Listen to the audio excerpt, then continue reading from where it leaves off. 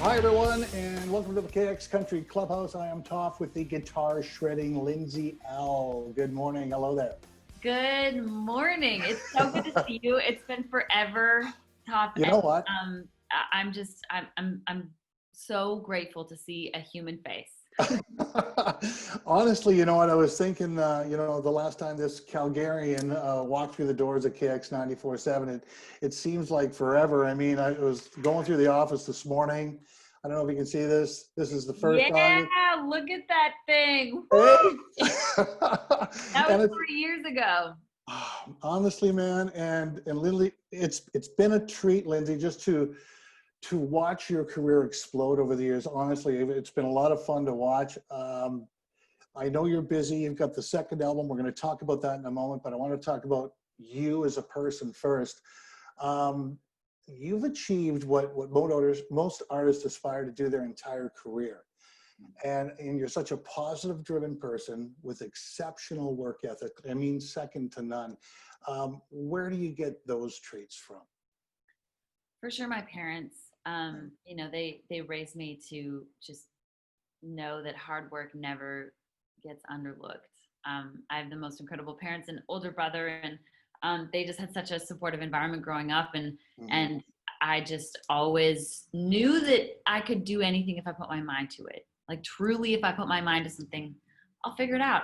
I'll make it happen. And so, I moved to Nashville 10 years ago, which feels like yesterday. And I've just been like working every single minute to, fulfill my dreams that I've had ever since I was a little girl. And so it feels like I'm just getting started, but I'm very grateful to have some pretty cool things happen in the past few years.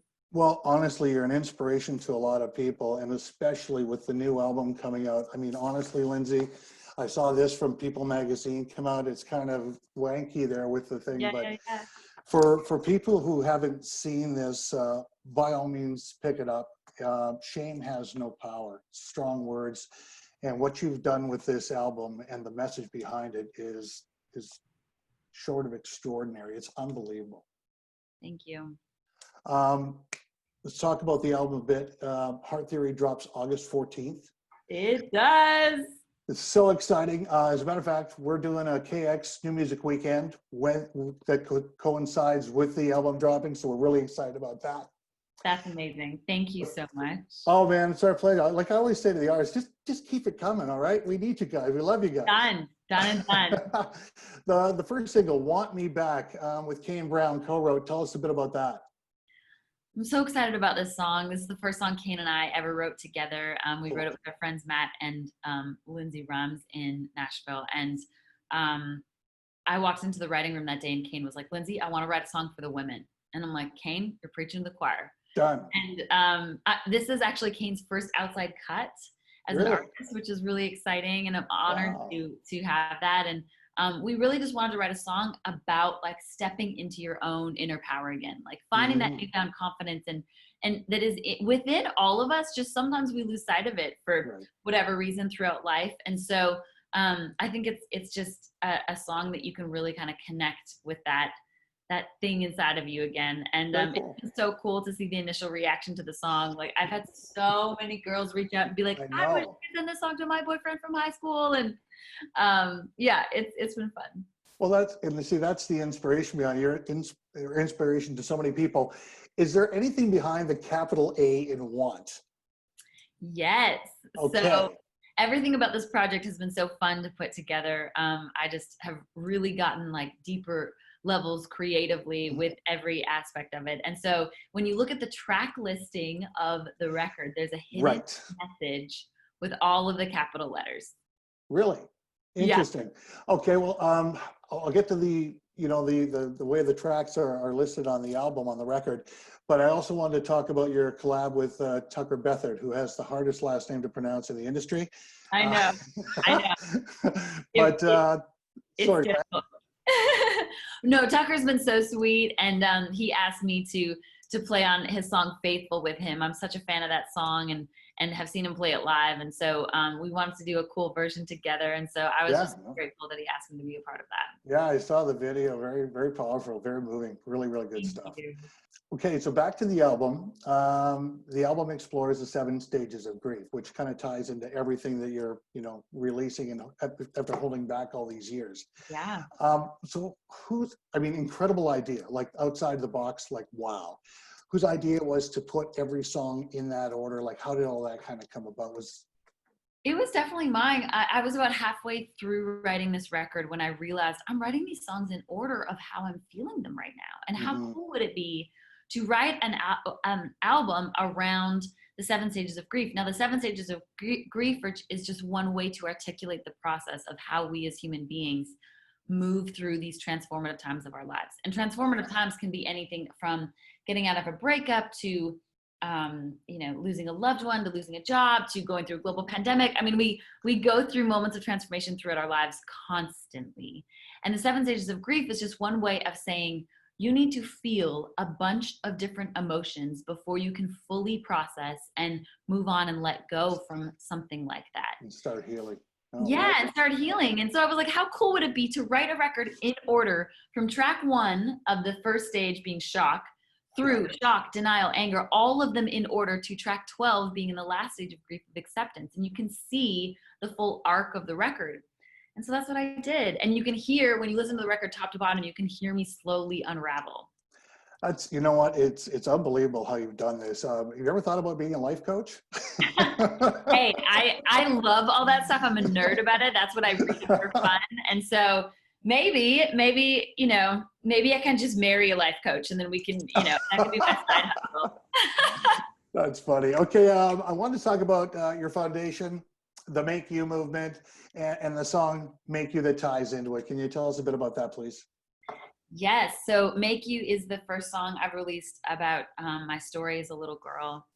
And it wasn't until I went to a place called Youth for Tomorrow, which is an organization here in the States, who deals with kids who have been victims of sex trafficking and rape aged 12 to 18. And the day I spent at that campus was just so eye-opening in so many ways. And I left that place that day knowing that if I didn't talk about my story at this point in my career, I was holding back the opportunity to help other little girls and little boys who've been through the same thing, and grown adults, because quite frankly, I think this happens far more than we want to admit. And it's not until we can talk about it and use our voices for good that we can fully heal.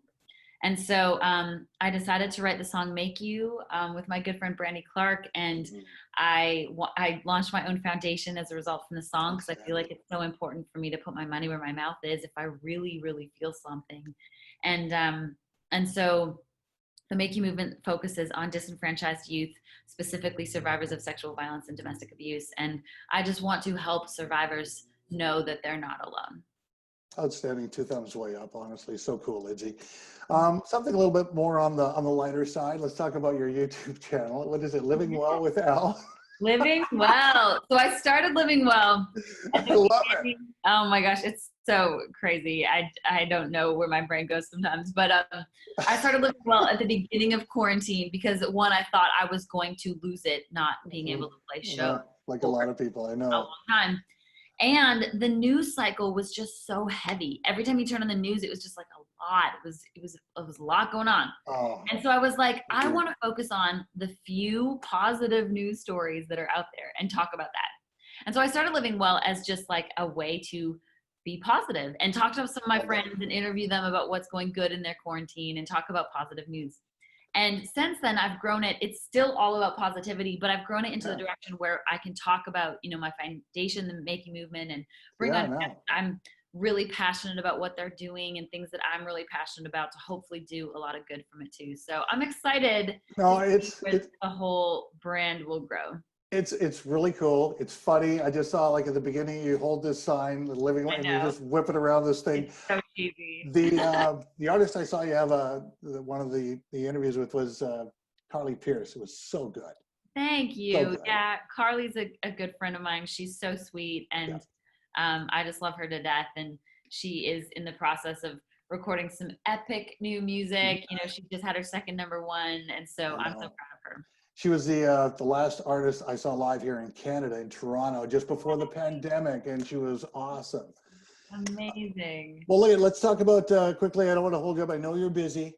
CCMA nods for Female Artist of the Year and Interactive Artist of the Year. Congratulations. Thank you. I'm so excited.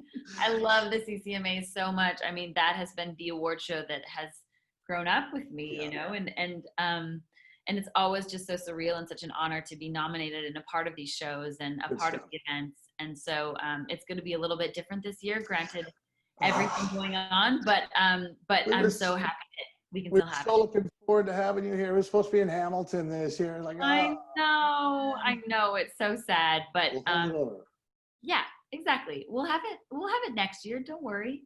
Exactly. We'll get there next year. So you answered my next question. I asked on a scale of 1 to 10, how important are achievement awards to you? Obviously pretty big.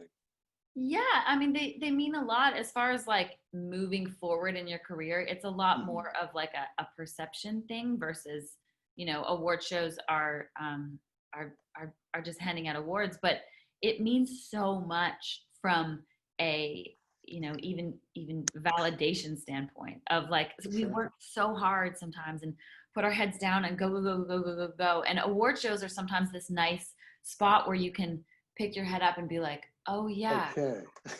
Where I am. It's like a verification, like you said, things are going the way I want them. It's nice to remember that.